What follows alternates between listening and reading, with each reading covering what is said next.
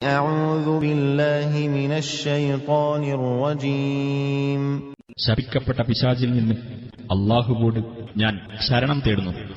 قال رب إن قومي كذبون അദ്ദേഹം പറഞ്ഞു, എന്റെ രക്ഷിതാവേ, തീർച്ചയായും എന്റെ ജനത എന്നെ നിഷേധിച്ചു തള്ളിയിരിക്കുന്നു.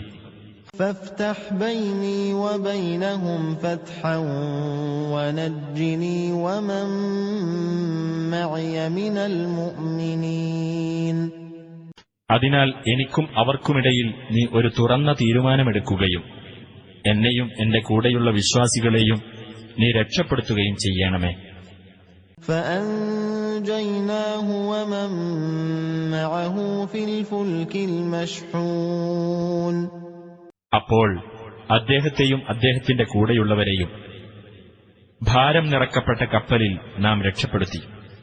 ثم أغرقنا بعد الباقين പിന്നെ ബാക്കിയുള്ളവരെ അതിനുശേഷം നാം മുക്കി നശിപ്പിക്കുകയും ചെയ്തു.